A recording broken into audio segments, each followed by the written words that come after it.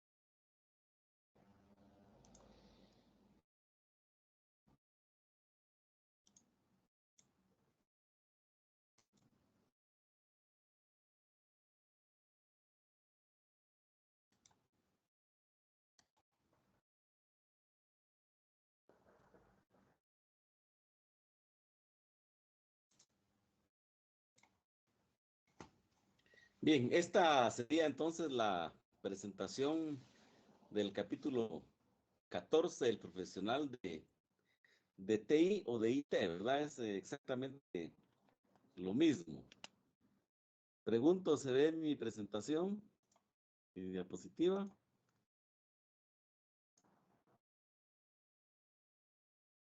Hasta las profe, no, todavía no. ¿Todavía no se mira? No.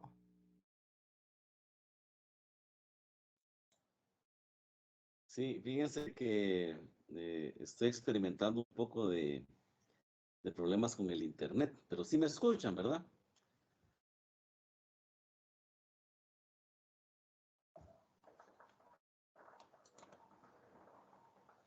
¿Me escuchan? Pregunto.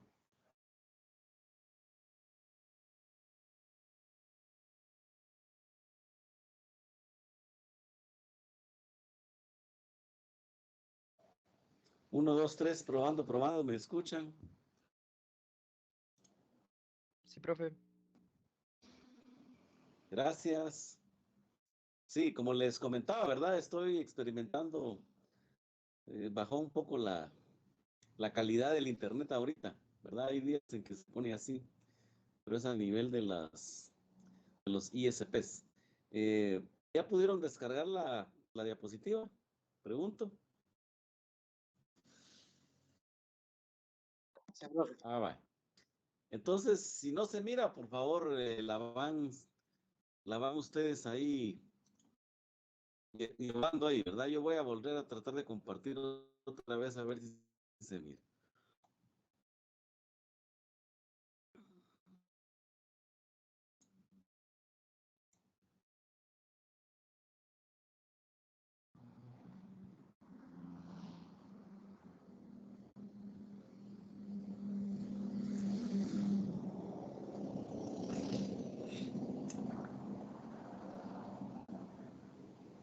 ¿Se mira? Pregunto.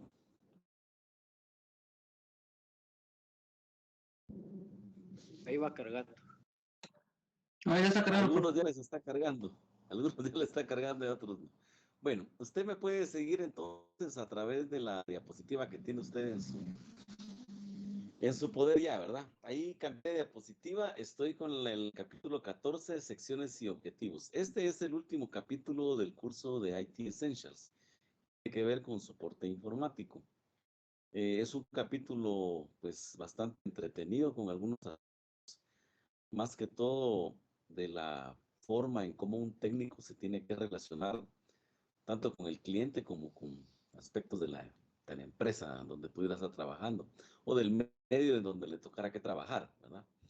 La sección tiene, son 4 secciones, ¿verdad? La 14.1 tiene que ver con aptitudes para la comunicación y el profesional de TI. Este es un aspecto bastante importante, pienso yo, porque Si bien el hecho de que en algunas empresas no es el técnico directamente el que trata con el cliente, pues en algunos otros casos sí, ¿verdad? O de repente le va a tocar a usted que tratar directamente con un cliente.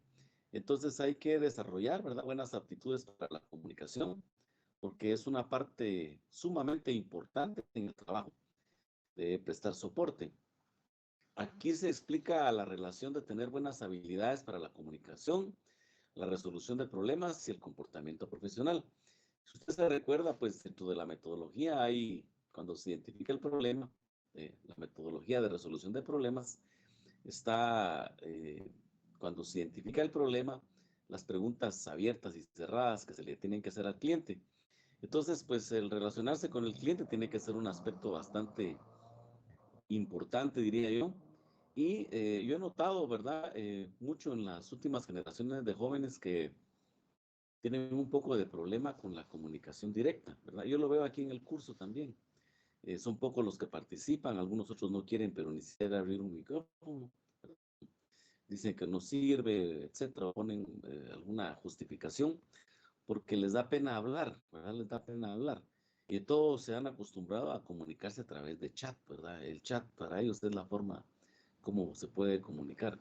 Pero a una persona que se dedica a esto, pues debe de manejar estas o de desarrollar estas buenas habilidades para la comunicación. Estas habilidades hay que aplicar, ¿verdad? Las habilidades comunicativas satisfactorias y sobre todo que demuestren una conducta profesional mientras trabaja con un cliente. Un cliente se va a dar cuenta si usted es profesional con un poco de charla que usted tenga con él, ¿verdad? Y usted le sepa explicar un comportamiento de un equipo, utilizando tal vez no tanto el lenguaje técnico, pero sí incluirlo también, o incluirlo y explicar qué significa, porque eso es la diferencia que marca muchas veces a una persona no preparada con una persona que sí ha estudiado, ¿verdad? Entonces, las habilidades de comunicación son bastante interesantes, ¿verdad? Hay que explicar por qué es importante la conducta profesional en el trabajo, ¿verdad? Aquí hay aspectos éticos también de trabajo y el profesionalismo sobre todo, ¿verdad? Porque esta es una buena carta de recomendación.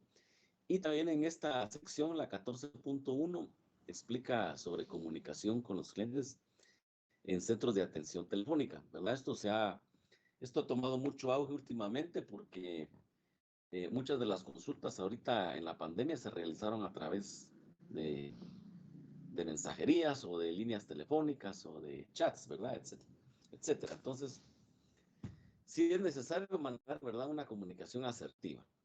Esa sería la sección 14.1. La sección 14.2 tiene que ver con procedimientos operativos. Aquí explica cómo administrar los cambios y las interrupciones no planificadas en un entorno empresarial. Lo que sucede aquí es que se toma como ejemplo aspectos administrativos con papelería que pudiera funcionar en un momento dado en alguna empresa, ¿verdad? Eh, no necesariamente van a ser así las que se encuentren en un entorno empresarial, pero sí dan un ejemplo y una idea de la forma en cómo se pueden llevar una serie de registros, ¿verdad? Durante todos estos procedimientos operativos y administrativos. Aquí se compara y se contrasta distintos tipos de comunicación, perdón, de documentación comercial y de tecnologías de la información, ¿verdad? O sea, propiamente directamente orientadas hacia el soporte. Aquí se describe cómo se administra el cambio en un entorno de tecnologías de la información y se explican las medidas tomadas por las organizaciones de tecnologías de la información para reducir el impacto de interrupciones imprevistas o la pérdida de datos, ¿verdad? Que es algo que ya lo hemos tratado bastante en el curso y es uno de los aspectos bastante fundamentales con relación al soporte. La sección 14.3 tiene que ver con cuestiones legales y éticas en la industria de tecnologías de la información. Aquí se explica el comportamiento apropiado al enfrentarse con cuestiones legales y éticas que surgen en la industria de tecnologías de la información. Vamos a ver, aquí alguien me está poniendo un mensaje, quiero ver de qué se tratará. Voy a revisar porque estábamos algo. ¿Quién estará mandando un mensaje?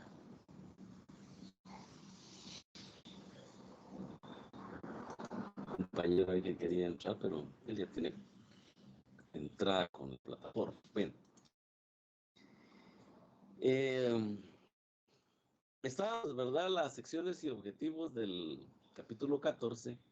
Y la última sección sería la sección 14.4, que tiene que ver con técnicos de centros de atención telefónica, ¿verdad? Como ya les había comentado, ¿verdad? Esto tomó bastante auge también. Y es un esquema de trabajo que se aplica en algunos lugares, ¿verdad? De repente aquí en Guatemala se encuentran ya situaciones de este tipo, ¿verdad? Entonces, en esta sección se describe el entorno de centros de atención telefónica y las responsabilidades de los técnicos, ¿verdad? Aquí vamos a ver en qué consiste la responsabilidad del técnico nivel 1 y la responsabilidad del técnico nivel 2, ¿verdad? Entonces, aquí se describen estas responsabilidades, ¿verdad? En los centros de atención telefónica. Y hay una sección aquí en donde se describen comandos básicos y funcionamiento de scripts en diferentes entornos. Esto tiene que ver un poco ya con programación, ¿verdad? Se quiso implementar un poco de conceptos, un poco de forma conceptual, en qué consiste los aspectos de programación, porque pues es algo que está tomando bastante campo últimamente en muchas especialidades, ¿verdad? Por ejemplo, hay una serie de equipos Cisco, ¿verdad? Que se están implementando en donde las configuraciones de consola se tienen que realizar a través de programación, ¿verdad? Entonces, pues es bueno empezar en esta parte del soporte a, a dar a conocer, ¿verdad? Con los técnicos en qué pudieran consistir algunas de estos aspectos. Es posible que de repente haya en la clase pues alguien que ya maneje estos aspectos y se va a dar cuenta que son bastante básicos, ¿verdad? Son aspectos de programación. Vamos bien, hasta acá pregunto, ¿alguna duda?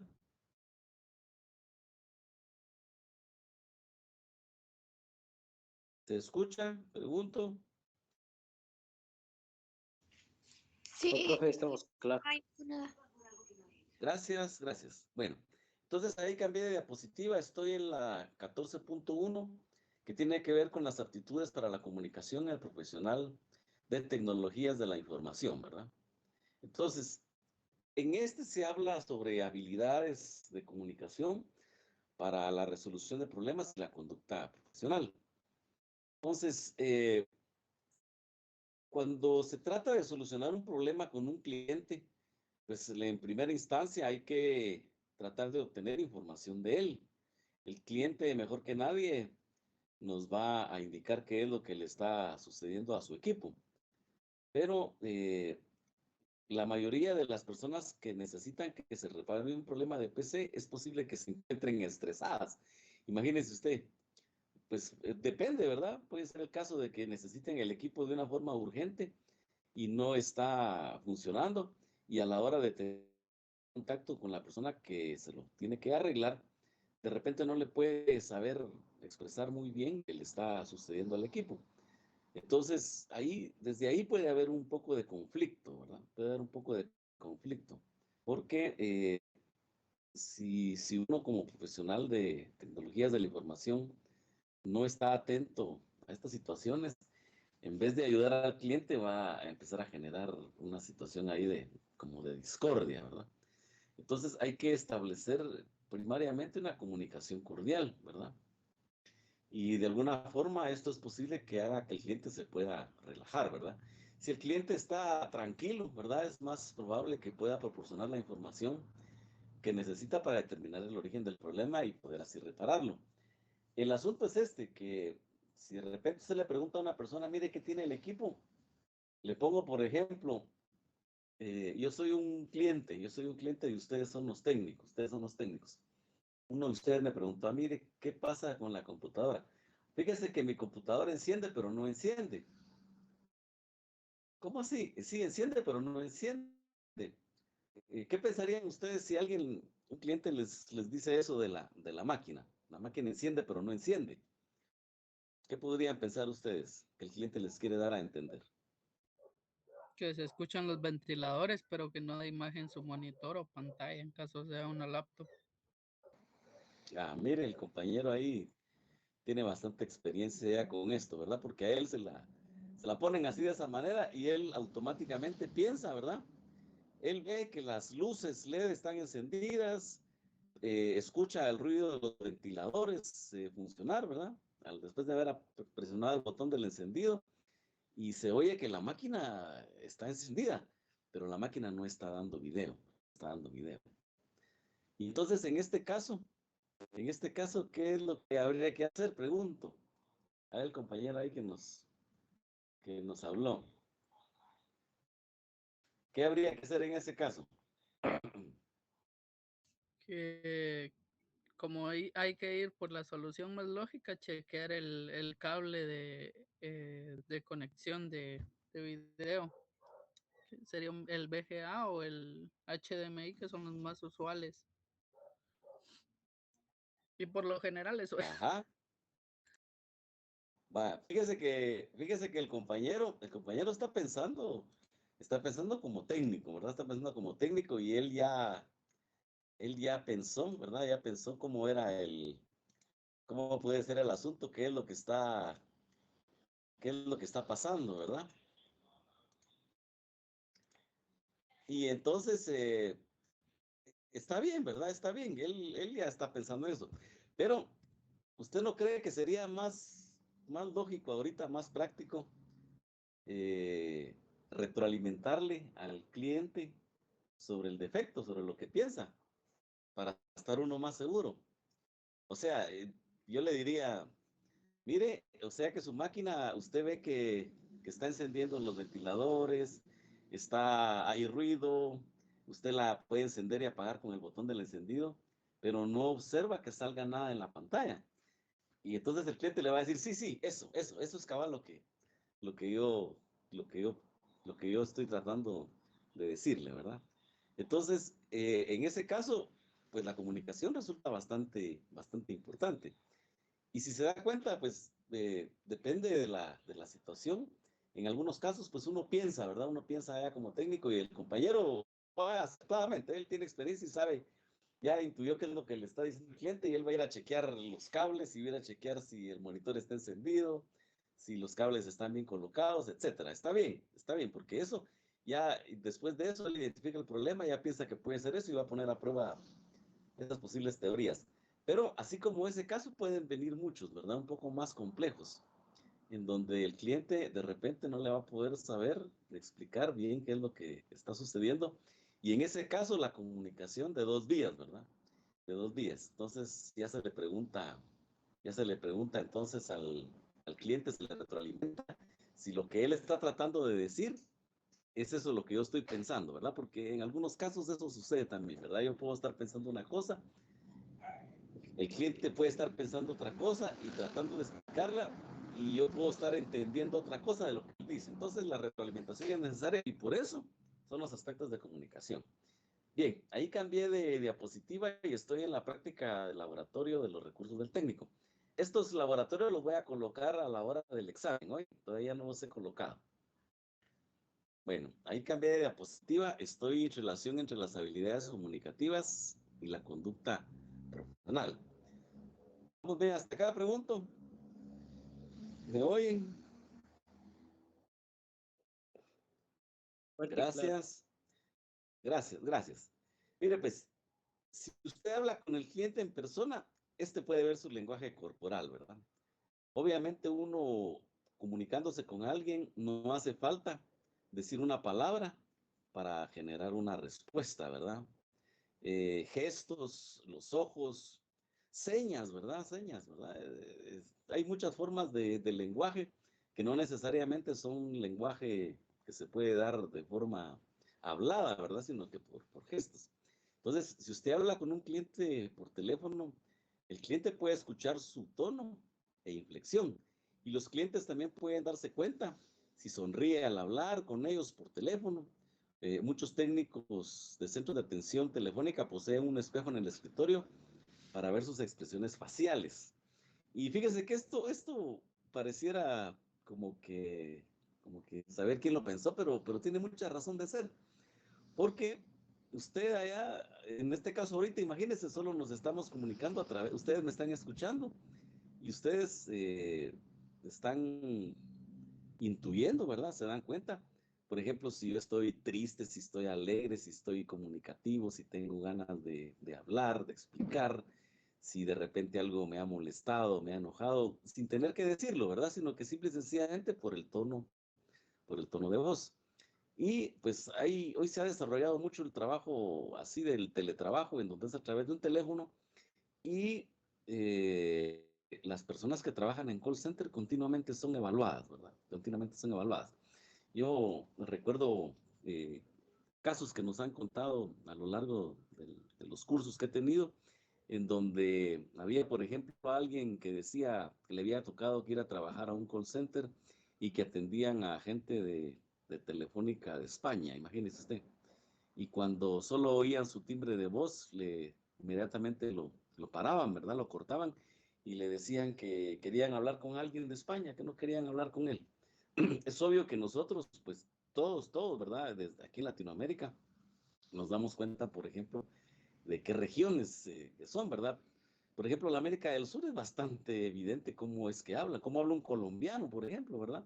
No habla exactamente igual que un mexicano. Y cómo habla un salvadoreño, habla diferente a cómo hablamos nosotros, los guatemaltecos. Entonces, el timbre, la forma, el tono pueden dar mucho que decir con relación a las conductas comunicativas que pudieran existir, ¿verdad?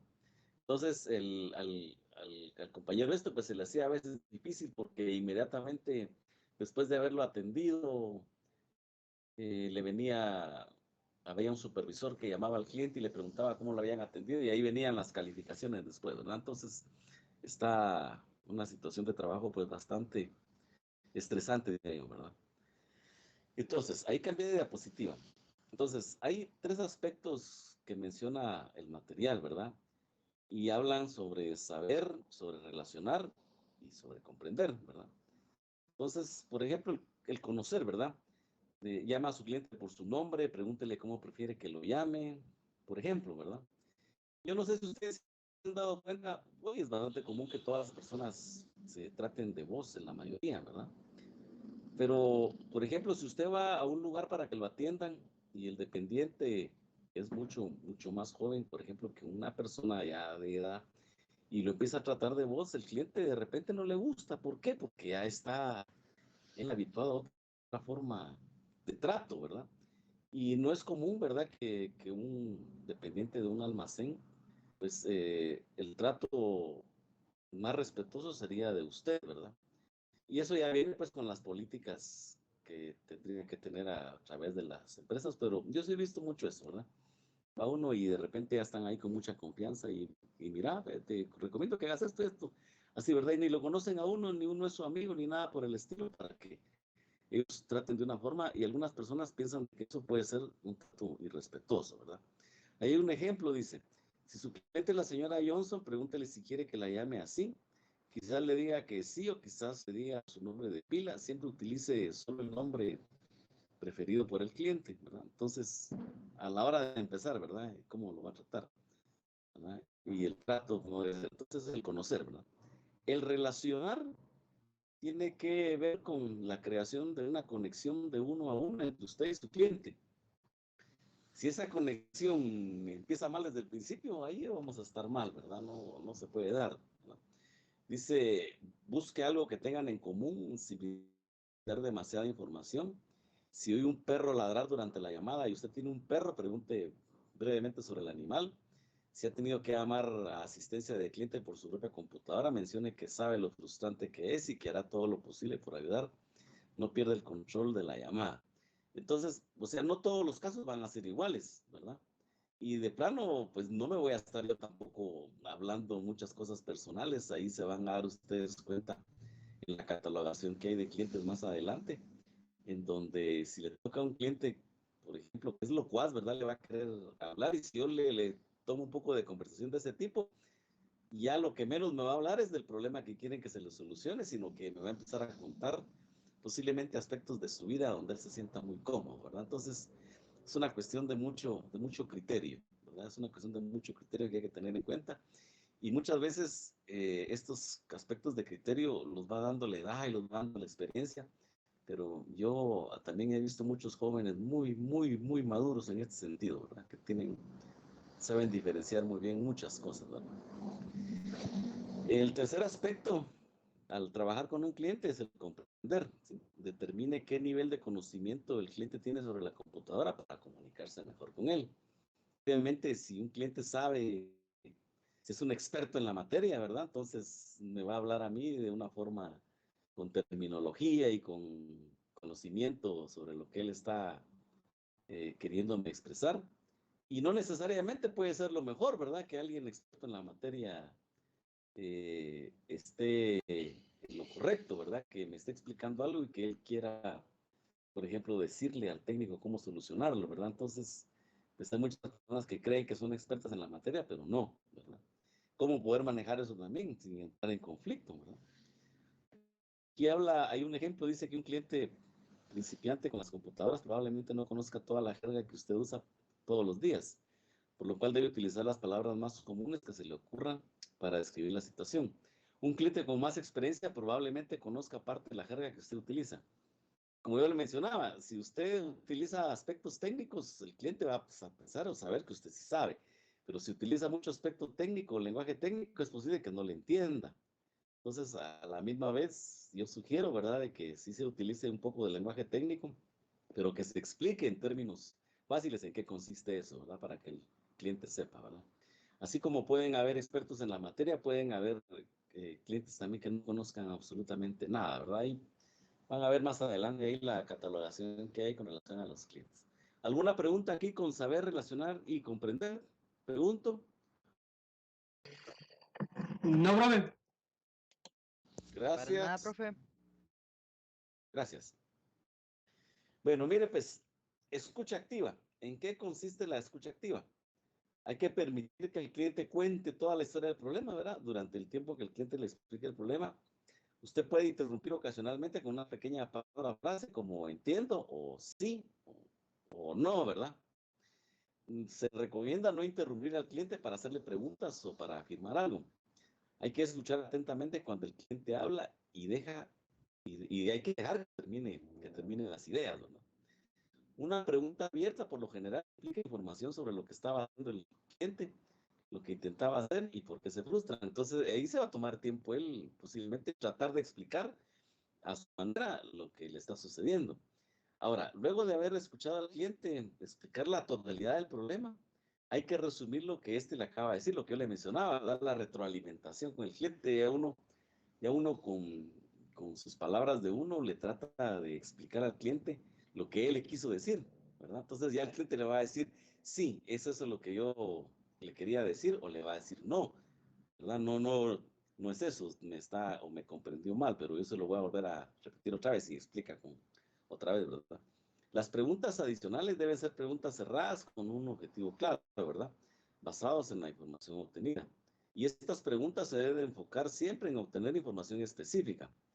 El cliente debe poder responder a una pregunta cerrada con un simple sí o con un no, ¿verdad? O con una respuesta fáctica, menciona aquí, ¿verdad? Como Windows 10, por ejemplo, ¿verdad? O sea, no es que sea cerrado o abierto, sino que incluye, por ejemplo, ¿qué plataforma usa? Como estábamos viendo ahí, Windows 10, ¿verdad? Entonces, no es una pregunta abierta, sino que es una pregunta fáctica, ¿verdad? La escucha activa. Entonces hay que escuchar al cliente y no hay que interrumpirlo. Ahí cambié de diapositiva y hay una demostración en video de lo que son escucha activa y resumen, ¿verdad? Vamos a dejar pendiente ahí los videos todavía. Vamos a ir avanzando un poco con el contenido y vamos a ver los videos dentro de un momento. Voy a cambiar de diapositiva. Estoy siempre con la conducta profesional, el uso del comportamiento profesional con el cliente. Entonces, cuando se habla con un cliente, ¿verdad? A veces es más fácil explicar lo que no se debe hacer, ¿verdad? Y en esta lista incluida a continuación se describe, fíjese pues, lo que no se debe hacer al hablar con un cliente. O sea, que usted no debe hacer esto. Por ejemplo, no minimice minimizar los problemas del cliente. Usted no le va a decir que lo que él tiene es algo sencillo, ¿verdad? Es algo sencillo. O que es algo que no vale la pena, mucho menos, ¿verdad? Decirle que para qué está llamando si eso lo hubiera podido solucionar. No utilizar jergas, abreviaturas, siglas ni lenguaje popular, ¿verdad? Usted no va a estar hablando con el cliente utilizando chapinismos, por ejemplo, ¿verdad? Eso, pues, si bien se puede utilizar en un adecuado, apropiado, ¿verdad? Haga de cuenta que el cliente no es su amigo, no es su familiar, no es su pariente, ¿verdad? Entonces, hay que utilizar un lenguaje apropiado, ¿verdad? No puedo utilizar un lenguaje no adecuado. Dice no demostrar una actitud negativa ni utilice un tono de voz negativo. Entonces ya sabe que el cliente no necesita verlo para saber que usted no está en buena disposición de poder atenderlo, ¿verdad? Y usted se da cuenta, ¿verdad? Va uno a veces a algún lugar y su obligación es atenderlo a uno, ese es su trabajo, y lo atienden de una manera, pero fatal, ¿verdad? Tremenda, donde dan ganas de maltratar a la persona y salir de ahí, ¿verdad? O simple y sencillamente darse la vuelta y no estar ahí. Porque si uno está en un aspecto de brindar un servicio, pues debe de estar siempre con una actitud positiva, ¿verdad? Y nada de actitudes negativas. ¿Qué no puede hacer también? No discutir con los clientes ni se ponga a la defensiva, ¿verdad? No entablar polémicas, ¿verdad? Con el cliente. No lo tome personal lo que le están diciendo. No hacer comentarios que sean desconsiderados desde el punto de vista cultural. ¿A qué se refiere esto? Por ejemplo, a no ser discriminativos, ¿verdad? No ser discriminativos minimizando aspectos sociales o culturales de las personas, ¿verdad? No todos los seres iguales todos los seres humanos son iguales y tienen los mismos derechos, habilidades, etcétera. Y entonces, si usted tiene sus preferencias, pues hay que guardárselas, ¿verdad? De igual manera, ¿verdad? Es como por ejemplo, yo veo, ¿verdad? Mucha a la afición al fútbol, ¿verdad? Que a algunos les gusta mucho el fútbol español, ¿verdad? Pues sí se respeta, ¿verdad? Y les van al Barça o les van al Real y de repente hasta peleas hay. Y yo he visto en las noticias que de repente a más de alguien mataron por un resultado de un partido de fútbol y me parece algo no bueno, pues, ¿verdad? Porque ni siquiera es un fútbol de aquí de Guatemala, sino que es de otro lado. Y entonces, más o menos, pues por ahí va, ¿verdad? No tiene usted que agarrarse aspectos sociales, culturales para que esto sea polémica, ¿verdad? No divulgue ninguna experiencia con los clientes en los medios sociales, ¿verdad? No puede usted estar eh, colocando, o por ejemplo, burlándose, ¿verdad? O diciendo, es que este fulanito es así, ya está, ¿verdad? No, eso no es una situación correcta ni es ética. No sea sentencioso ni ofenda o insulte a un cliente, ¿verdad? No, eso no se puede hacer también, ¿verdad? No se le puede decir algo que lo vaya a ofender, ni que se sienta aludido, ¿verdad? Con algo de ese tipo. No hay que tomar llamadas personales mientras se habla con clientes, ¿verdad? No es bueno, no es correcto. Está usted en su trabajo y si está atendiendo a un cliente, pues en ese momento únicamente al cliente. Mientras habla con clientes, no hay que dialogar con compañeros de trabajo sobre temas que no están relacionados con problemas en cuestión. Alguien le llega a preguntar ahí algo, por ejemplo, ¿verdad? Está teniendo un cliente, hay que pararlo, espérame un momentito, ahí después te digo. Ahorita no puedo, estoy atendiendo al señor aquí, ¿verdad? También se recomienda evitar poner llamadas en espera de forma abrupta si no es necesaria, ¿verdad? Entonces se está tomando en cuenta también que aquí va a haber un tipo de comunicación a través de teléfono, ¿verdad? No transfiera una llamada sin explicar el propósito de la transferencia y sin el consentimiento del cliente. Si de repente le toca estar atendiendo a un cliente, pues hay que terminar el ciclo que tiene que estar con él, ¿verdad? No haga comentarios negativos sobre clientes o sobre otros técnicos. ¿Vamos bien hasta acá? Pregunta. ¿Alguna duda? No, profe. No, profesor. Gracias. Fíjense que esa última, no haga comentarios negativos sobre al cliente, sobre otros técnicos. Por ahí escuché yo alguna vez a alguien decir eso, que no iba a basar su buen prestigio, su calidad de técnico sobre los errores poniéndose en comparación con los errores de los otros, ¿verdad? Entonces, si usted va a tener un prestigio, una calidad como técnico, se la va a formar con base en sus resultados, ¿verdad? Propios, y no basándose en los errores que los demás cometan, ¿verdad? A eso se refiere. Cambié diapositiva. Entonces ahí están consejos para la espera y la transferencia, ¿verdad? Lo que debe de hacer, lo que no debe de hacer. Ahí hay unas tablas bastante bonitas que yo sugiero que se lean, ¿verdad? Que se lean. Entonces, ¿qué hay que hacer y qué es lo que no hay que hacer? Por ejemplo, cómo poner en espera la llamada de un cliente o cómo transferir una llamada. En el material esto está bastante más explicado, ¿verdad? P diapositiva, aquí vendría la demostración en video, espera y transferencia, ¿verdad? Vamos a ir llevando el control ahí de los videos, cuántos son, para en su momento los vamos a poder ver. Si da tiempo ahorita en el transcurso de la clase, y si no, pues ya ustedes los pueden lograr de ver. En una llamada del cliente dice, ¿cómo mantener al cliente concentrado? Pues utilizando un lenguaje correcto, sea claro y evite el lenguaje técnico que el cliente podría no entender. Ojo con eso, ¿verdad? Ya le hice la salvedad. Usted puede usar el lenguaje técnico para que el cliente vea que usted conoce y sabe, pero siempre y cuando explique usted con una forma clara lo que le está queriendo decir, ¿verdad? Escuche y haga preguntas. Escuche cuidadosamente al cliente y deje que hable. Utilice preguntas abiertas y cerradas para conocer los detalles sobre el problema del cliente. Proporcione comentarios. Hágale saber al cliente que comprende el problema y que genera una conversación agradable y positiva, ¿verdad? Entonces, lo que yo le mencionaba, ¿verdad? Usted, el cliente, pues, es el principio, el motor de cualquier negocio. Y si yo no lo atiendo, yo lo cuido y no le ofrezco y soluciono lo que necesita, a cambio del respectivo pago, pues él va a ir a buscar a otra persona que lo haga. Aquí cambié de diapositiva y viene la demostración de los videos. Miren, pues aquí viene un primer video que habla sobre un cliente locuaz. Miren, ¿verdad? ¿Qué consiste un cliente locuaz? Es aquel cliente que le gusta hablar mucho, ¿verdad? Entonces, ahí hay un ejemplo de esto, ¿verdad? Está el cliente descortés también, ¿sí? ¿Verdad? Aquel cliente que no dan ganas de atenderlo, tal vez por su forma tan descortés, ¿verdad? De cómo se comporta y cómo lo trata uno, que no dan ganas de tener ningún tipo de relación con él, ¿verdad? Está el cliente entendido en la materia, que ya les había yo mencionado.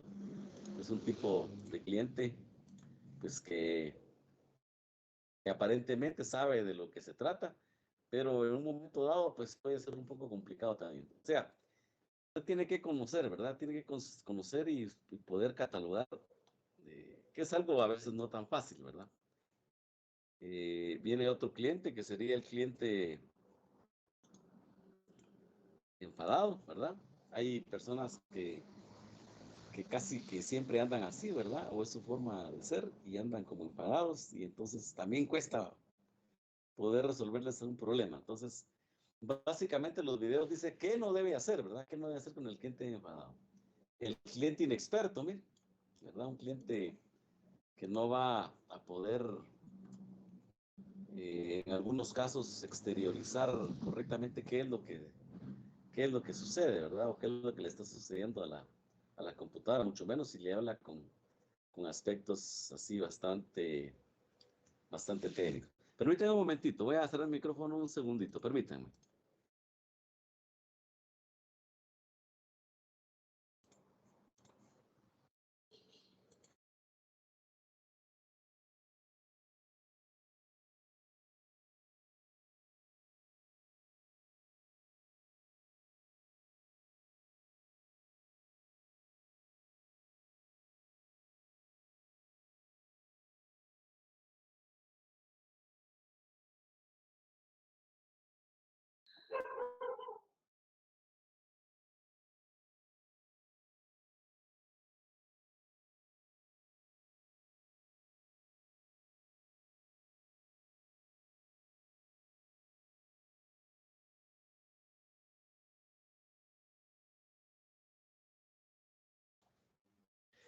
Bien, pregunto, ¿alguna duda hasta el momento?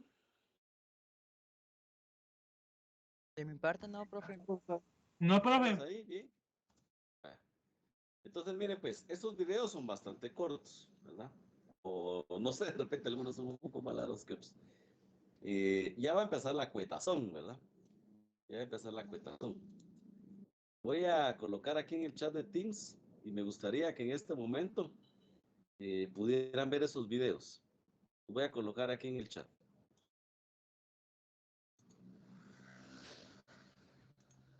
Ahí está, ¿verdad? Ya saqué el resumen de los videos. Escucha activa, video espera y transferencia, cliente locuaz, cliente descortés. Entonces, le vamos a dar unos 20 minutos para que miren los videos, si les alcanza el tiempo. A las 6 vamos a colocar el examen, ¿verdad? Vamos a poner el examen. Entonces, por favor, en este momento, ver esos videos. Si tienen alguna duda, me avisan. Gracias.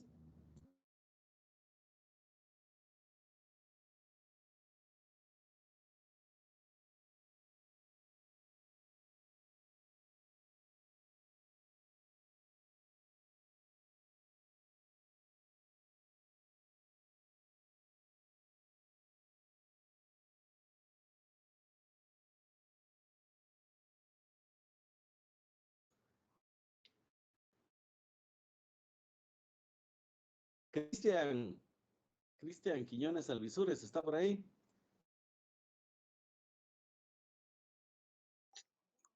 Sí, profe. Pues, Cristian, ¿qué le pasó? Yo ya le había creado su usuario y de hecho lo vi que entró con su usuario. ¿Qué pasó? Y que ya no pudo ingresar con su usuario al grupo. No me dejaba en la aplicación, no sé por qué. Estaba Pero ayer intentando. sí entró con su usuario, ¿verdad? Ayer sí entró con su usuario. Yo lo vi ayer. Exacto, pero no, ya no, no sé si fue en Teams que había que ponerlo. Porque se cerraba la Sí, sesión de Teams, ¿verdad? Y se volvía a iniciar sesión. bueno, pero trate de entrar con el usuario, ¿eh? Yo vi ayer, lo pudo utilizar. Ese es el que hay que usar, ¿eh? Ok, está bien. Pues bueno, Gracias. vaya de nada.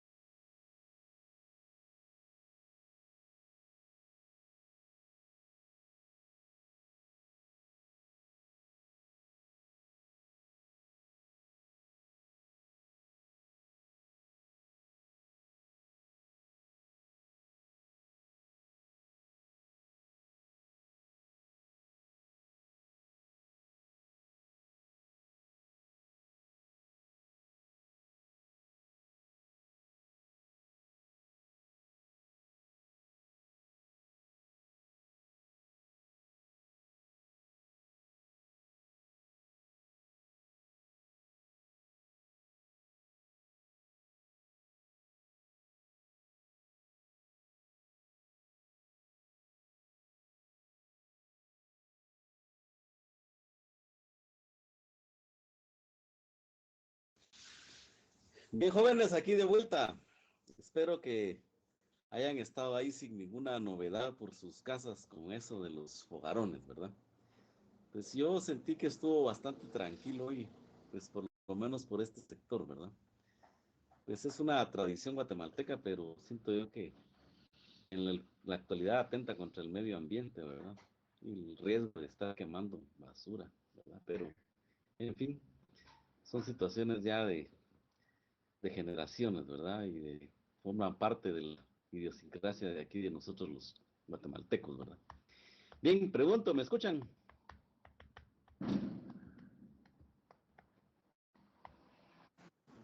Gracias. Bueno, están viendo mi presentación, procedimientos operativos, sección 14.2. Sí, profe, se ve. Gracias. Bueno, ¿de qué trata esto? Pues esta sección trata sobre documentación, descripción general de la documentación que puede ser llevada dentro de una empresa que obviamente presta soporte, ¿verdad? Y entre los propósitos de esta documentación, pues es proporcionar descripciones sobre cómo funcionan los productos en materia de software, en materia de hardware, y lo hacen pues en algunos casos mediante uso de diagramas o descripciones o páginas, etcétera, ¿verdad? Manuales, artículos, base de conocimientos. Vamos a ver, alguien ahí tiene abierto su micrófono y está ladrando su mascota ahí. Se le A salió ver el perro. quién es, pasado. Ah, ah, no, sí. Guarda el perro, porfa. Bueno, eh, estábamos hablando de la descripción general y pues otra de los propósitos es que exista una estandarización sobre procedimientos y prácticas que se realizan dentro de una empresa para que éstas puedan repetirse con precisión, ¿verdad? En un futuro. También establecen reglas y restricciones sobre el uso de activos de la organización. Entre estas, pues, incluidas las políticas de uso aceptable de Internet, ¿verdad? Que eso forma parte de algunas de las políticas más importantes que se manejan casi que en cualquier lugar, ¿verdad? El uso del Internet, el uso de las redes y de las computadoras. También, dentro de estos propósitos, se encuentra el de reducir la confusión y los errores, lo que de alguna forma ahorra tiempo y ahorra recursos, ¿verdad? Dentro de la empresa. También está cumplir con las regulaciones gubernamentales o del sector, ¿verdad? No se puede estar operando fuera de la ley, ¿verdad? De la normativa legal. Y por último, estaría también el propósito de que sirva para poder capacitar a nuevos empleados o nuevos clientes, ¿verdad? Y cambié de diapositiva. Dentro de esta documentación, por ejemplo, existen los documentos de las políticas, ¿verdad? Ya vemos o vimos, por ejemplo, una serie de políticas en los capítulos anteriores. Y estas políticas, pues, por ejemplo, para el uso aceptable que describen cómo se utiliza la tecnología dentro de la organización, políticas de seguridad, normativos que existan adentro de la empresa para poder seguir, ¿verdad? Y políticas y procedimientos de recuperación tras un desastre. O sea, aquí hace ver que un desastre es, por ejemplo, una situación de contingencia que pudo haber sucedido dentro de la empresa, ¿verdad? Una situación en donde se afectaron uno o varios servicios o todos, ¿verdad? Entonces hay una política para ver un procedimiento que se pueda hacer de recuperación, ¿verdad? Para restaurar servicios en caso de que estos se hayan sido interrumpidos. Entonces, también documentos de operación y planificación, ¿verdad? Estos documentos de estrategia y planificación de tecnologías de la información van a describir objetivos a corto, a largo plazo, por departamento, así como propuestas para futuros proyectos o aprobaciones de proyectos, presentaciones, reuniones, presupuestos, registros de compras, administración de inventario, hardware, software, licencias, métodos de administración, uso de etiquetas de identificación, recursos, códigos de barras, etcétera, ¿verdad? Todo lo que pueda servir para un buen manejo de la empresa. También están los documentos del proyecto que pueden ser solicitudes de usuarios de cambios, actualizaciones o nuevos servicios, ¿verdad? Todos estos documentos pues tienen la versatilidad de que pueden evolucionar sobre la base de un requerimiento, ¿verdad? Entonces, de repente hay algún servicio que no está siendo cubierto y se propone, ¿verdad? Entonces, aquí van a ver diagramas lógicos, físicos, topologías de red, dispositivos, formularios de administración. ¿Alguien tiene abierto su micrófono, por favor? Contrólelo. Nos está metiendo ruido.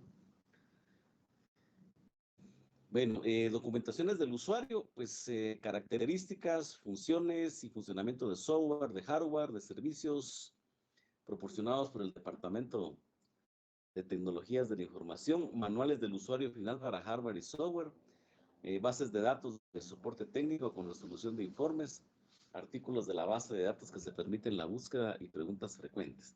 Entonces, como se dará cuenta, pues forma parte de una gama de proyectos, de documentos que pueden servir para la mejor administración de la empresa. Ahora bien, requisitos de cumplimiento reglamentario. Hay regulaciones, aquí hablan de federales, estatales y locales. Aquí pues podemos hablar de regulaciones de tipo nacional, ¿verdad? Y depende el alcance de la empresa, pues también tendría que ver con algún tipo de regulaciones en algún otro país, ¿verdad? Pero estas documentación, ¿verdad? Más allá de lo que suele estar documentado en los registros de la empresa, pues las políticas regulatorias de cumplimiento a menudo van a especificar qué datos deben de recopilarse y cuánto tiempo hay que conservarlos, ¿no?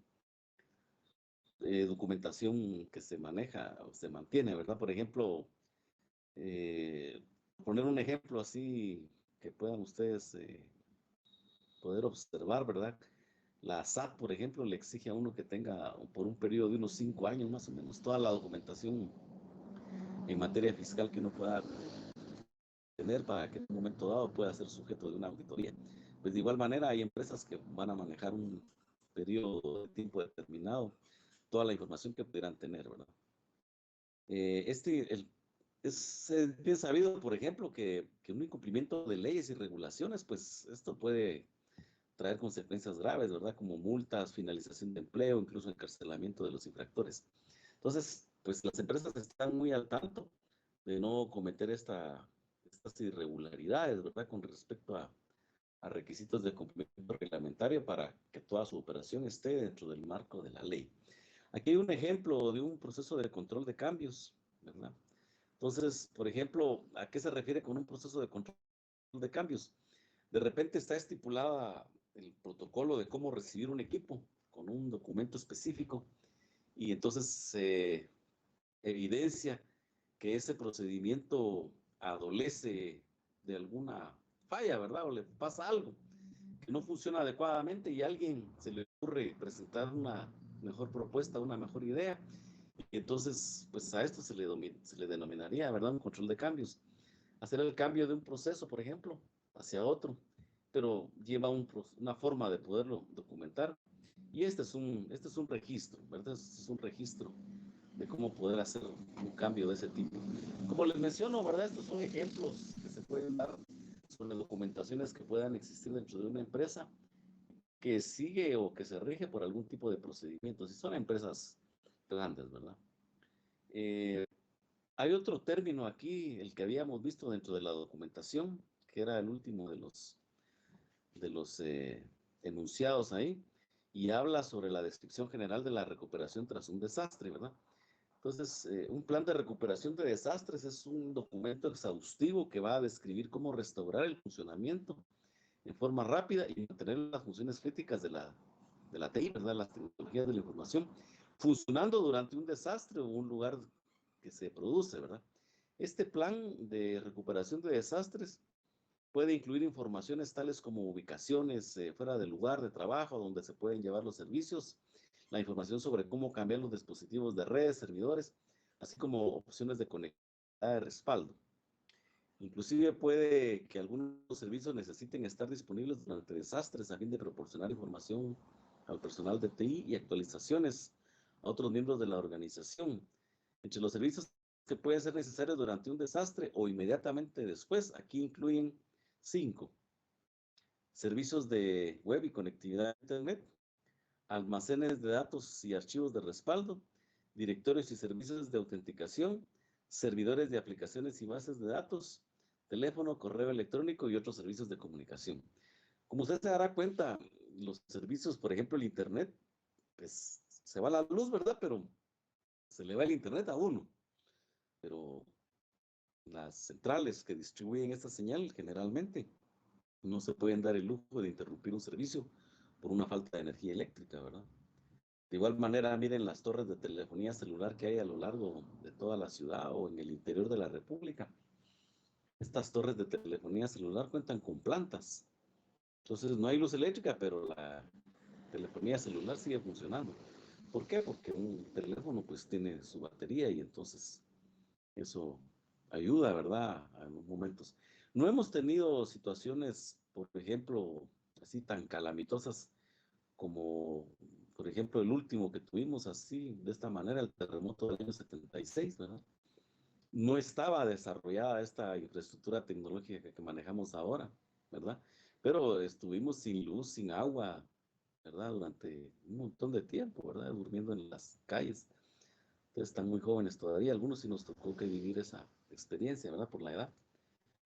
Entonces, digo yo, si sucediera algo así, crean ustedes que ya estas empresas, por ejemplo, que prestan servicios de comunicación o de internet, tienen ya establecidos planes de recuperación a la hora de que sucediera una situación de este tipo. Generalmente, ¿verdad? Uno habla, por ejemplo, interrupciones de la luz eléctrica porque eso, la corriente y la energía eléctrica es la que le brinda la mayoría de soporte a todas estas situaciones tecnológicas. Pero las plantas de energía pues funcionan con todos estos servicios. Bien, aquí hay una tabla, ahí cambié de diapositiva, sobre algunas ventajas y desventajas cuando hay tiempo de inactividad y pérdida de datos, ¿verdad? Entonces hay una comparación entre las copias de respaldo en la nube, ¿verdad? Y las desventajas también, ¿verdad? De lo que pueden, ahí está bastante interesante. Habla, por ejemplo, de confiabilidad, de escalabilidad, de accesibilidad, entre las ventajas, ¿verdad? Pero el tiempo para realizar las copias de respaldo y subir toda esa información va a depender, por ejemplo, del Internet, ¿verdad? Y si se suspende el servicio, pues ahí ya no habría acceso, aunque pues la nube está casi que siempre accesible, aunque en algún momento pues sufre situaciones ahí de no conexión, ¿verdad? Suspensión del servicio o aumento de precios, ¿verdad? Todo esto está regido por tarifas y entonces pues el precio siempre va a ser un factor decisivo, ¿verdad? Porque estos servicios pues no son baratos, ¿verdad? Por ejemplo, en comparación de poder colocar las copias de respaldo en la nube o copiarlas de manera local, ¿verdad? Entonces, de manera local, pues hay un control en donde pueden estar los archivos, la accesibilidad, ¿verdad? En caso de un desastre, pues es inmediata, ¿verdad? A la hora de querer tener acceso a ellos por los medios locales, pues son más accesibles y la restauración, pues va a ser un poco más corta, ¿verdad?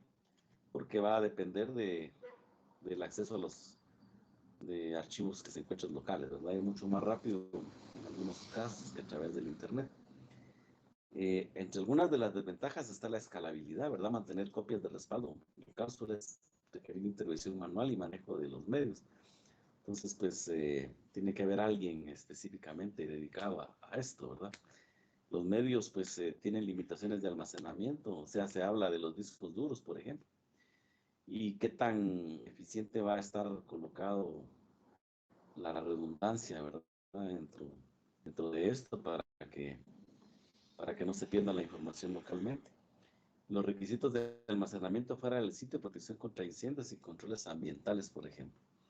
Esto tiene que ver, ¿verdad?, con la prevención de tiempo o de inmunidad y la pérdida de los datos.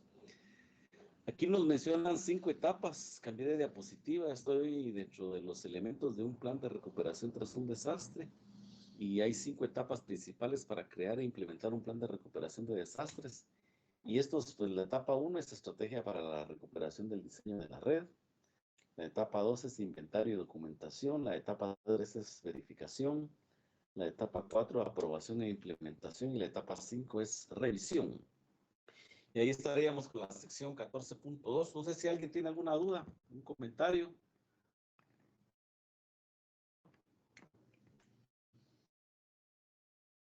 Profesor. Bueno, Muchas gracias. Miren, aprovechando aquí, haciendo una pausa aquí, por favor, me gustaría, fíjense la instrucción, me gustaría que me colocaran en el WhatsApp si alguien tiene pendiente algún examen y cuál es, para ya irlos teniendo en cuenta a la hora de programarlos. Estos me gustaría realizarlos el día jueves. Entonces, quisiera ya ir viendo más o menos qué exámenes tienen pendientes para poderlos realizar, ¿verdad? Yo estaba pensando, sí, que la forma de realizarlos va a ser salir primero de todas las personas que están completas de todo, ¿verdad? Y después quedarse haciendo la recuperación de exámenes a los que les haga falta. Les hago ver, ¿verdad? Que sí necesitan haber estado asistido al curso, ¿verdad? Se recuerda, yo les había mencionado que deberían tener un 90% de asistencia y que estén todas sus tareas subidas, ¿verdad? Para poder tener derecho a volverles a programar esos exámenes que tenían pendientes. Entonces, por favor, tomar nota, ¿verdad? Ya, yo esto lo había hablado desde la semana pasada, pero pues he visto que algunos compañeros estuvieron desconectados mucho tiempo del curso y ahorita los veo otra vez conectados, entonces sí me da extrañeza eso, ¿verdad? Entonces, por favor, tomar nota de eso. Pueden empezar a colocar ya desde ya, ¿verdad? ¿Qué exámenes son los que necesitan en el chat de WhatsApp, por favor? Para irlos teniendo en cuenta y para que los podamos programar. Bien, vamos a continuar entonces, consideraciones éticas y legales. No sé si hay alguna duda de lo que indiqué. Veamos, ahí ya me están escribiendo en el chat. Dice, ¿será posible que podamos meter las oraciones en las que tenemos notas bajas? Sí es posible, sí es posible, ¿verdad? Sí es posible. Sí es posible. ¿De qué va a depender esto? Pues de que estén completos, ¿verdad? De que estén completos.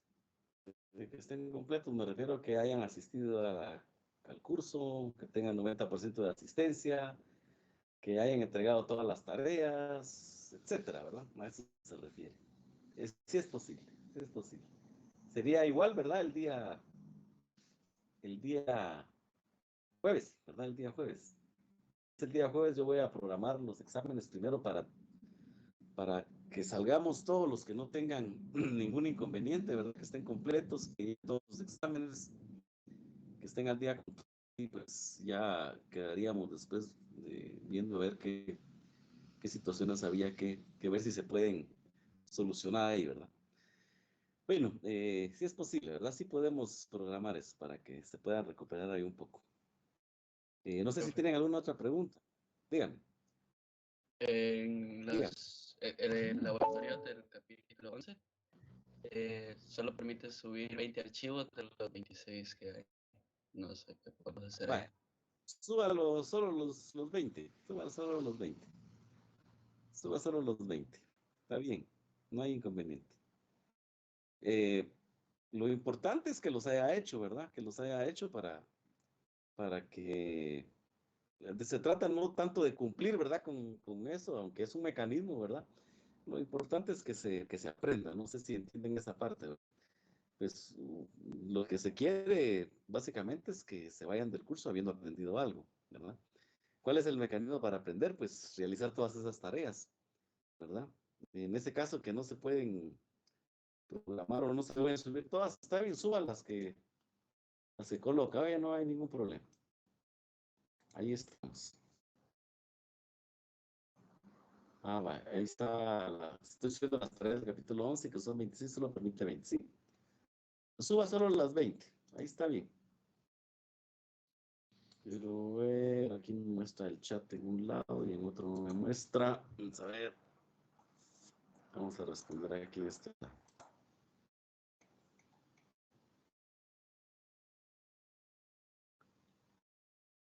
Sí, ahí estamos entonces.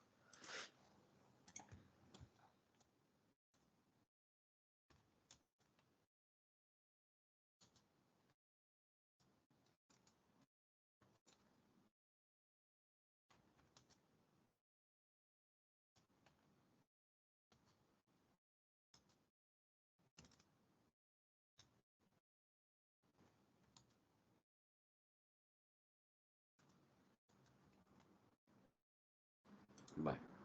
Ahí les respondí también ahí en el chat, ¿verdad? El capítulo 11, suban solo las 20 que deja. Ahí está bien, no hay problema. Y qué alegre, ¿verdad? Ya vamos a terminar el curso, mire, ya pasado mañana se acabó. Ya van a estar de vacaciones. Bien, no sé si alguien tiene alguna otra pregunta. ¿Alguna otra pregunta? Profesor, no sé si le puedo hacer una pregunta, pero es ya basada en un caso técnico. A ver, vamos Fíjese a que, solucionar aquí con todos los técnicos. Miren, aquí hay 18 técnicos ahorita. A ver, dígale. fíjese que tengo Dele. una computadora antigua, una Intel Core 2. Le he intentado instalar un sistema operativo, definitivamente no se puede en los modernos, ¿verdad? Por los requerimientos que necesitan, ¿verdad? Estaba intentando instalar Windows XP o Windows 7. Inicia el proceso, pero llega un momento en que se reinicia el equipo. Ya hice todos los procedimientos que se sugieren, ¿verdad? Verificar la memoria RAM, verificar cables. Lo he intentado con varios tipos de discos y pues le eché pasta térmica al procesador para verificar que no fuera algo de calentamiento o algo por el estilo.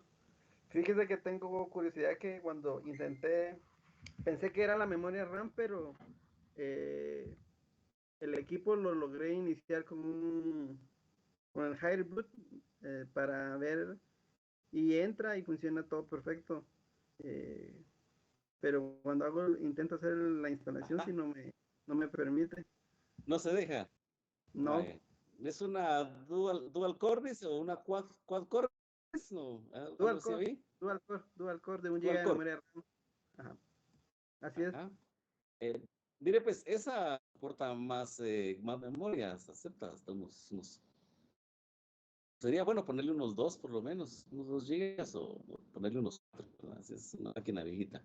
Yo sugiero que no instale XP ya, ¿verdad? Porque aunque lo puede instalar, no hay soporte casi que con nada, ni con los navegadores, ni con los antivirus, ni con nada. Y pues era un muy buen sistema, el muy buen sistema el XP. Yo le sugeriría que le instalara pues un 7, pero bueno, 7 todavía funciona, aunque ya no tiene soporte, ¿verdad? Pero yo me he visto en las mismas situaciones también, ¿verdad? Hace poco se me descompuso la máquina con la que yo trabajo, ¿verdad?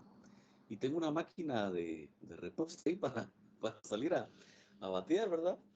Y hay una ley, sí, ustedes han escuchado la ley de Moore. ¿Saben en qué consiste la ley de Moore? No No, es profe. todo lo que sube tiene que caer. No, O toda una acción tiene esa es reacción. la, O toda acción tiene una reacción. no, esas son las leyes de Newton. Ah, pero esa es la ley de Murphy. No, la ley de Moore le dije. Sí. Pero está bien, a eso quería llegar, a la ley de Murphy. Que todo lo que va a salir mal, va a salir mal, ¿verdad?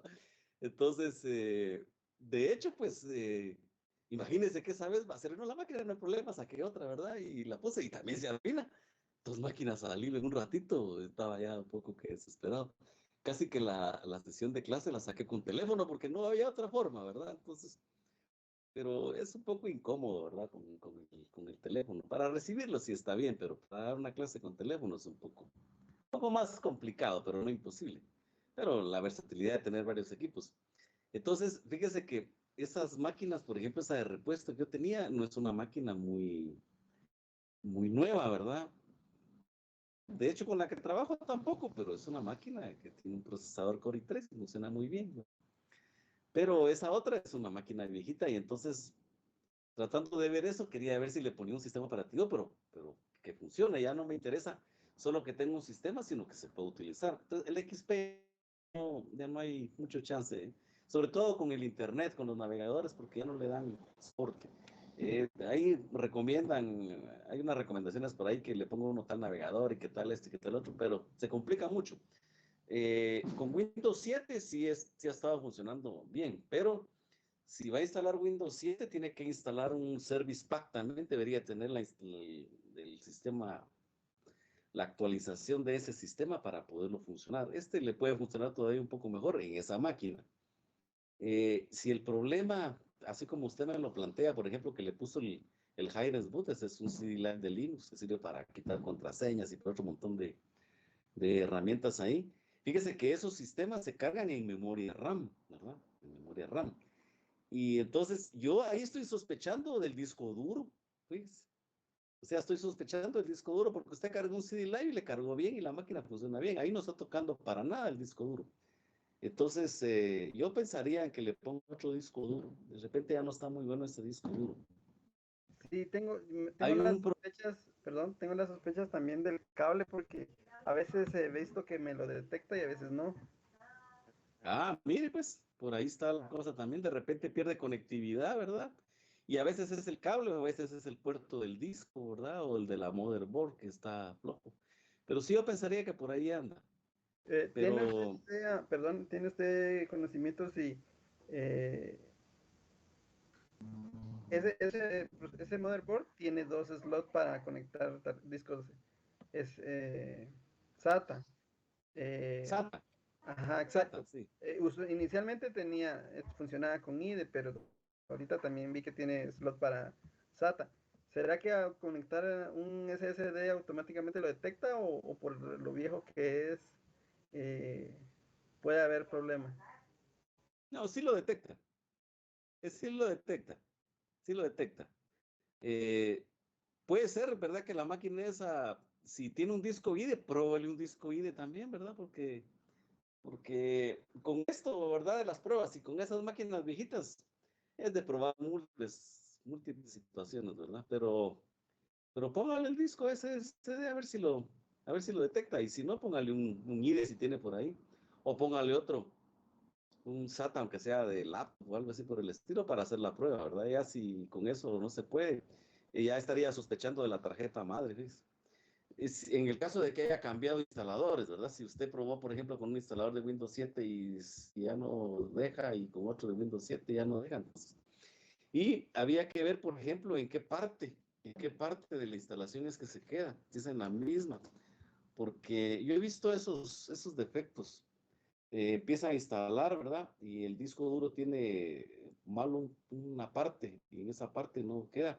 Es más, me recuerdo haber hecho, fíjese, en alguna época, haber particionado el disco y dejar esa parte que yo sospechaba que tenía mala en otra partición e instalarla en la partición que aparentemente estaba buena. No sé si me entiende esa parte ahí. O sea que el disco completo le hice otra partición y la agarré no en la del principio donde empieza, sino que en otra partición en la que seguía. Entonces ahí sí me dejó instalar. Eso sucedía, ¿verdad? Yo sospecho que el disco de repente le está molestando. Pero hay que probar, ¿verdad? Hay que probar. Ok, sí, No yo sé si alguien tenía, de los compañeros. gracias. Ajá. Tenía esa duda porque la he probado varias veces con varios discos y en las primeras veces hizo toda la instalación, pero al final, cuando se reiniciaba y de que ya había terminado la instalación, ahí era donde se quedaba trabada, por decirlo así. Y ¿Sabe qué otra? Ajá. ¿Sabe qué otra cosa vio en algunas máquinas? Que había que de que deshabilitar o sea, fíjese, esos ya son detalles que se da uno cuenta al rato de estar uno batallando con un equipo. Por ejemplo, esa máquina no se dejaba instalar sistema operativo, ¿verdad? El problema era en el inicio con el disco duro, y entonces el disco duro había que deshabilitarlo para poder hacer, fíjese, deshabilitarlo para poder hacer la instalación. Entonces la instalación se hacía completa, pero cuando ya reiniciaba había que volver a conectarlo porque si no, no lo reconocía.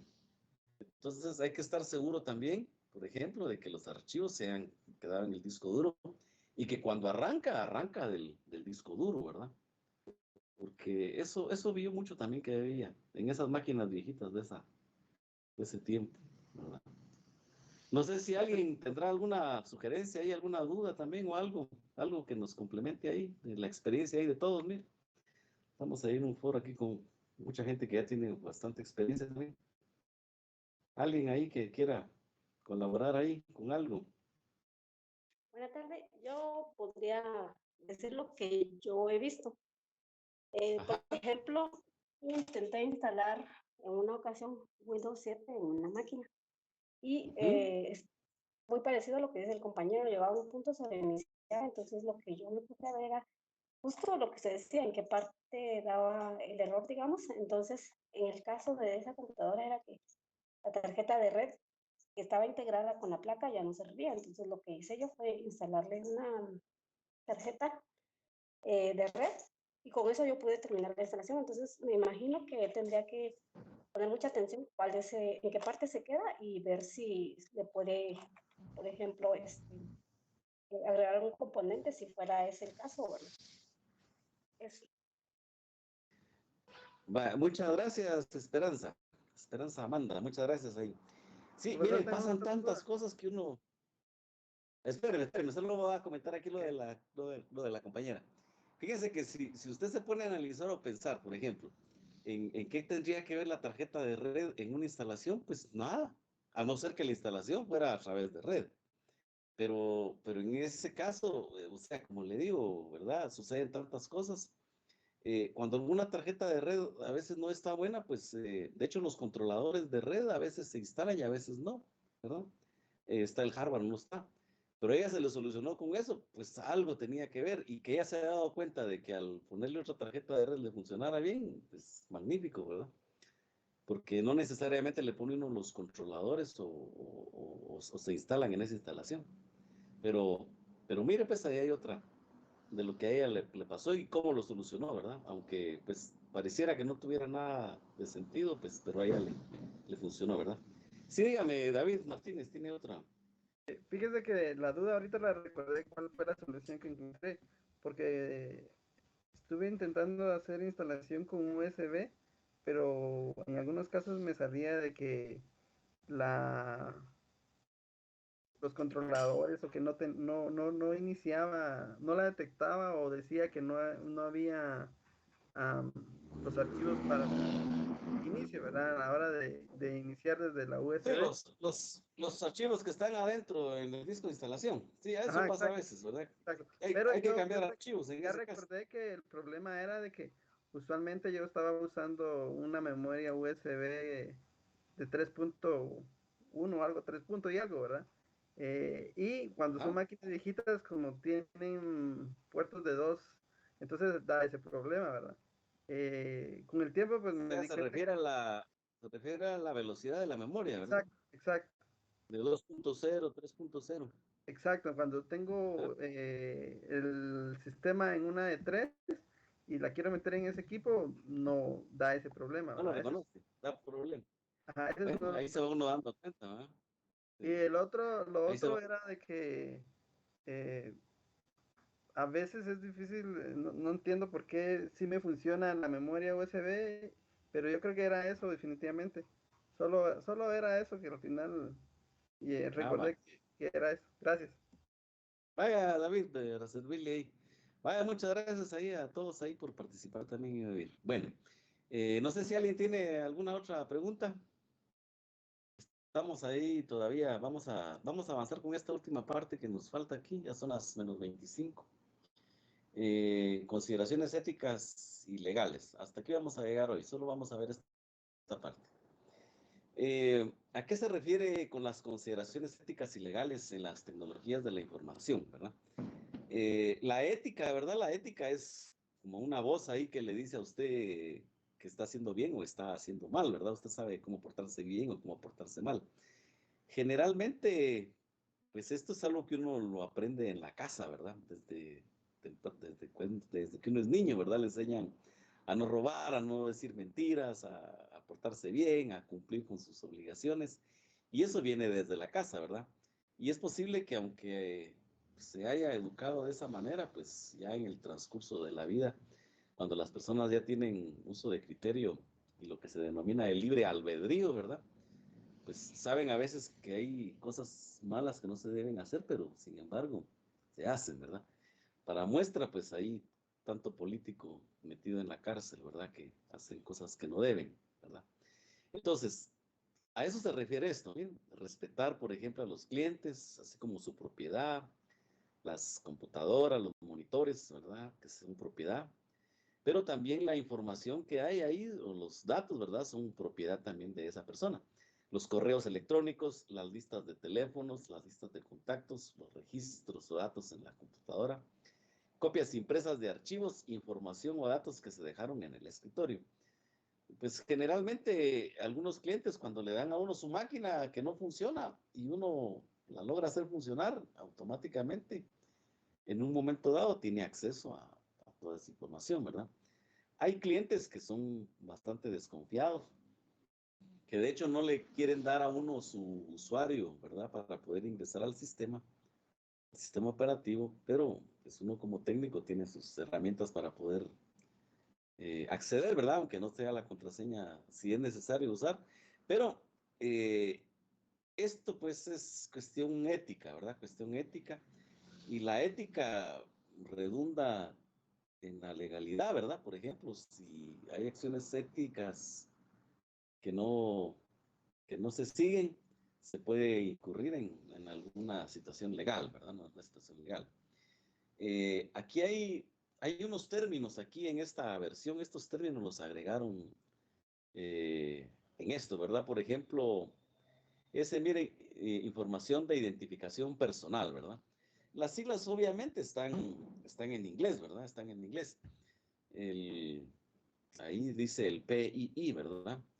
Entonces, el PII incluye, dice, pero no están limitados a nombres como nombre completo, nombre de soltera o soltero de la madre, números de identificación personal, ¿verdad? Pasaporte, dirección de la casa, etcétera, ¿verdad? Hay algunas otras características personales como imágenes fotográficas, placas, identificación, huellas digitales, escrituras, datos biométricos, escaneos de retina, firmas de voz, geometría facial, etcétera, ¿verdad? Esto sería lo que tendría que ver, por ejemplo, con información de identificación personal. Estos son datos que van a aparecer, ¿verdad? Tenemos también las industrias de tarjetas prepago o PCI, ¿verdad? Por sus siglas en inglés. La información de la industria de las tarjetas de pago se considera información personal que debe protegerse, ¿verdad? Obviamente no puede esta información andar por ahí, ¿verdad? Hay un consejo de estándares de seguridad que en el año 2005 formó las 5 principales empresas de tarjeta de crédito, ¿verdad? Y en un esfuerzo por proteger números de cuenta, fechas de vencimiento, banda magnética y los datos de chips para transacciones en todo el mundo. Ahí hay un link ahí, miren, para obtener más información sobre industrias de tarjetas prepago, pues ahí está para poder visitar, ¿verdad? Es un sitio organizacional. Información confidencial sobre la salud, pues ese es otro de la información que debe de tener consideraciones legales, ¿verdad? Y éticas. Por ejemplo, ahí por sus siglas en inglés, PHI, ¿verdad? Debe de protegerse. Incluye nombres de pacientes, direcciones, fechas de visitas, números de teléfono, fax, direcciones, correos. Obviamente, ¿verdad? Si se recuerda, pues un médico no necesariamente le divulga a alguna persona el estado de salud de alguien, ¿verdad? Y toda esta información, por ejemplo, que un doctor pudiera tener, la va a tener almacenada en una computadora, ¿no? De igual manera, un abogado, de igual manera, algún otro registro electrónico, ¿verdad? Que se regule por esta manera. Hay sanciones por violaciones a esto y son muy serias. Mire, están reguladas por la ley de portabilidad y responsabilidad de seguro médico, por ejemplo. Esto se refiere más que todo pues, a aspectos en otros países, pero de igual manera aplican aquí, ¿verdad? Hay una práctica de laboratorio que, por cierto, ya las coloqué hoy. Estas prácticas están bien fáciles, bien sencillas. Si quieren, el día de mañana podemos abordar algunas que tengan duda. Me gustaría que si tienen dudas de alguna, pues el día de mañana ya la podamos ver. Porque este capítulo lo vamos a terminar primero de Dios mañana. Mañana terminamos este capítulo, que sería el penúltimo día, y ya el día jueves son solo exámenes, ¿verdad? El día jueves son solo 2 horas las que tenemos. Entonces, si pudiéramos empezar mañana con toda esta serie de cosas que nos faltan, para mí, mucho que mejor para no estar corriendo. Ahí se recuerda que el día jueves son solo 2 horas, ¿verdad? Son solo de 5 a 7. Entonces, si avanzan con esto, mucho que mejor. Bueno, los aspectos éticos tienen que ver con toda esa información que son propiedad del cliente y que yo no puedo estarla divulgando y que la tengo que proteger. Y no tengo que tener, por ejemplo, acceso a ello. Pero, por ejemplo, ¿qué hago yo si encuentro en una computadora algún material de pornografía infantil, por ejemplo, ¿verdad? O algunas fotos así comprometedoras. ¿Qué hago? Me quedo callado, las divulgo, las vendo, le aviso al cliente, o sea, ¿qué hacer, verdad?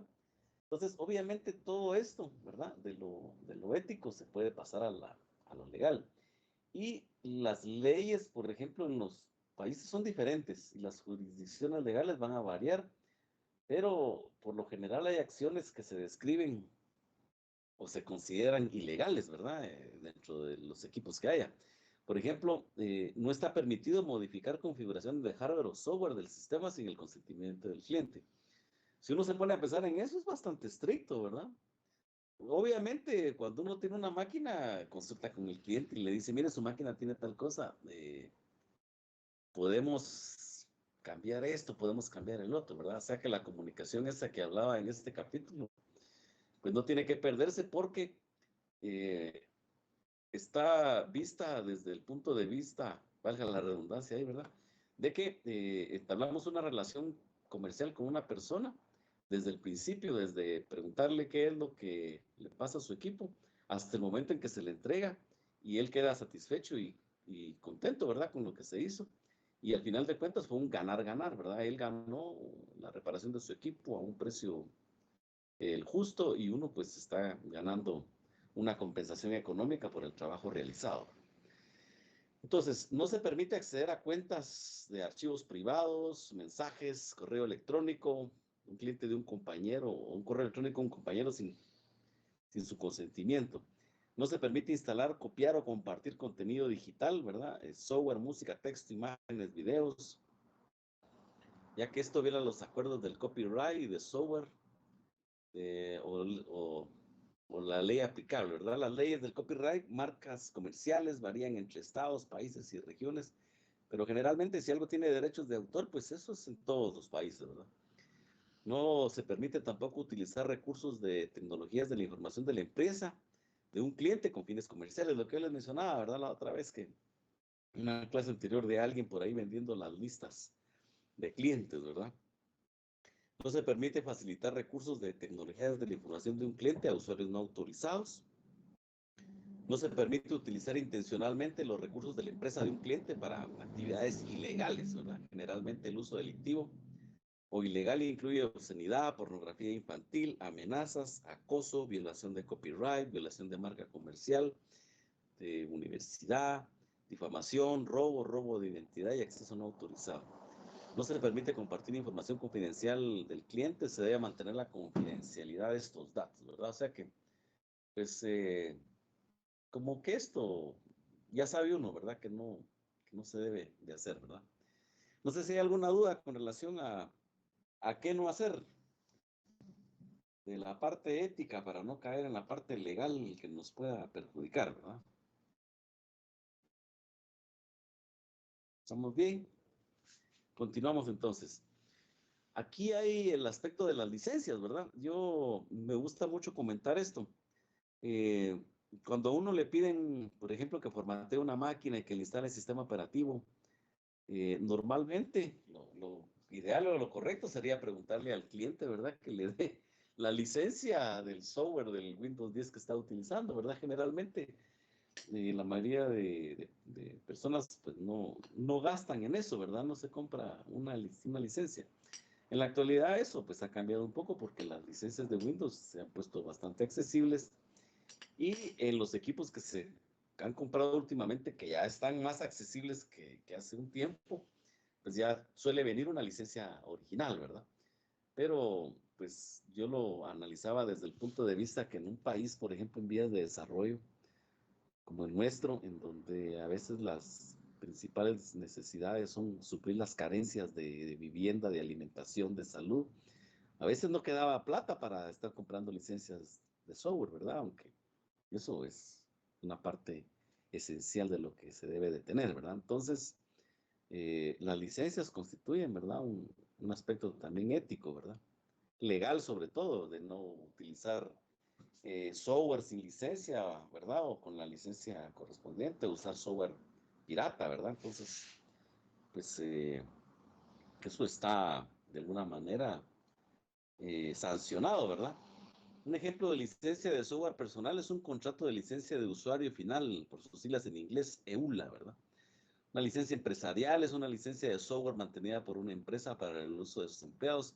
Y si se dan cuenta que hay ejemplos de licencias personales, de licencias empresariales, de licencias de código abierto, ¿verdad? Porque aunque sea abierto, pues puede ser que tenga propietario, ¿verdad? Licencia de software comercial, administración de derechos digitales. Y regresando al ejemplo, ¿verdad? ¿Qué hace uno, verdad? Si le dice al cliente que si tienen licencia y le dice que no, entonces, ¿qué hace uno? ¿Le instala software pirata o no lo instala, verdad? Entonces, si usted pues se pone muy legal, ¿verdad? En el asunto de que no querer instalar ningún software que no sea legal, ¿verdad? Es posible que el cliente eh, se vaya por otro lado porque no tiene a lo mejor el dinero para comprar una licencia. Entonces, ¿qué hacemos, verdad? Porque si de repente no instalamos un software de este tipo, no hay trabajo, pero si lo instalamos, estamos incurriendo en un delito, ¿verdad? Porque esto así es, ¿verdad? Y la gente, pues, normalmente no va a tener una licencia de este tipo. Entonces, ¿qué hacer? Ahí está la duda, ¿verdad? La incógnita y la forma de proceder. ¿Qué va a hacer usted, verdad? Ahí con sus cuestiones éticas y legales. Ya sabe que instalar un software sin licencia es delito, ¿verdad? Tiene derechos de autor, etcétera. Entonces, ¿qué va a hacer? Bien, aquí este término de la informática forense, cuando se oye hablar de forense, se imagina uno como al médico, aquel que va a recolectar información sobre un cadáver, ¿verdad? Sobre un cadáver, así, el forense, ¿verdad? Va a ver, el que hace la autopsia, ¿verdad? La autopsia de un cadáver para investigar qué fue lo que lo mató. Pero en este caso, la informática forense es un término que ha tomado auge en la actualidad, porque en el transcurso de una investigación, ¿verdad? Se va a necesitar recopilar datos, analizar sistemas de computación, redes, etcétera, ¿verdad? Comunicaciones inalámbricas, discos duros, dispositivos de almacenamiento en este caso. Y el acto es recopilar y analizar todos estos datos, ¿verdad? ¿Para qué? Para que sirvan de base, para poder ser utilizados como evidencia, imagínense, evidencia en un tribunal, ¿verdad? Y eso pues lo acabamos de ver aquí en Guatemala no hace mucho, ¿verdad? Desde el 2015 que empezaron toda esa serie de situaciones que ya conocemos, ¿verdad? El secuestro de muchos equipos de estos que formaban parte de las personas involucradas en delitos, ¿verdad? Sirvió como evidencia para poder ser enjuiciados y llevados a prisión, pues muchas personas, ¿verdad? Entonces la informática forense, ¿verdad? Va a abarcar tanto leyes de tecnologías de la información como leyes específicas para asegurar que los datos recopilados sean admitidos como una evidencia en un tribunal. Obviamente va a haber una cadena de custodia, ¿verdad? Va a haber una cadena de custodia. Entonces, los datos recopilados, ¿verdad? Pues ya sabe usted que los persistentes, pues son datos que van a estar en una unidad de almacenamiento, un disco duro. Y los volátiles, ¿verdad? Como la RAM, la caché, estos, pues están en tránsito, ¿verdad? Y si está informando de actividades ilegales o forma parte de un equipo de respuesta a incidentes, es importante saber, ¿verdad? Capturar esos datos ya que se van a desaparecer apenas se apague la computadora. Pues en la actualidad, ¿verdad? Al usar un sistema operativo como estos Linux que son CD Lite, ¿verdad? O como el Hydens, ese que nos mencionaba el compañero que carga un sistema operativo ahí que tiene acceso a internet y terminal y toda la cosa. Pero están guardados en memoria RAM, ¿verdad? Cualquier dato que se haya almacenado ahí, si no se guardó en un dispositivo permanente, pues van a desaparecer, ¿verdad? El derecho informático es otro de los términos, ¿verdad? Se va a utilizar para describir leyes internacionales, regionales, nacionales, estatales que van a afectar a profesionales de la seguridad informática. Los profesionales deben de estar al tanto de derecho informático para poder entender su responsabilidad y saber cómo reaccionar ante los delitos informáticos. El derecho informático va a describir circunstancias en las que se va a poder recopilar evidencia, ¿verdad? De una computadora o de dispositivos de almacenamiento, de redes, de comunicaciones inalámbricas, además de poder especificar la forma en que se pueden recopilar estos datos, ¿verdad? La primera respuesta es el término que se describe para procedimientos oficiales que se van a llevar por personas capacitadas en recopilar esta evidencia, ¿verdad? Se secuestró un equipo de una persona que se determinó que desde esa dirección IP estaba difundiendo pornografía infantil, entonces se llega, se secuestra el equipo y esa sería la primera respuesta, ¿verdad? Entonces ahí hay que aplicarle tareas administrativas de rutina que forman parte del proceso forense, ¿verdad? Y entonces es posible que sea usted quien descubra la actividad ilegal en una computadora o una red. Entonces ahí menciona, mire, no apague la computadora, los datos volátiles sobre el estado de datos de la PC pueden contener información sobre programas que se están ejecutando, conexiones de red que estén abiertas y usuarios. Estos datos permiten establecer un cronograma lógico del incidente de seguridad, además de poder ayudar a identificar a responsables, ¿verdad?, de actividades ilegales. ¿Qué sería lo importante o cómo proceder en este caso? Ahí se menciona, por ejemplo, el conocimiento de la política de la empresa con respecto a delitos informáticos, ¿verdad? ¿A quién le va a avisar uno? Porque obviamente va a estar supeditado usted a alguien, ¿verdad? Entonces, dependiendo de la normativa que exista dentro de la empresa, pues tiene que saber a quién llamar, qué hacer, y lo que es igual de importante, qué es lo que no hay que hacer, ¿verdad? O sea, ahí está bastante claro ese asunto, ¿verdad? Entonces, la normativa que haya dentro de la empresa, que tiene que estar ligada a la normativa legal, ¿verdad?, le va a indicar qué hacer si en caso se lograra tener esto. Generalmente es informarle a su jefe inmediato superior, ¿verdad? El jefe inmediato superior ya mirará qué hace. Pero, ¿cómo lo hace, verdad? Personalmente, por correo. Obvio que hay que dejar evidencia, ¿verdad? Normalmente esto se puede manejar de una forma. Un correo es una evidencia, ¿verdad?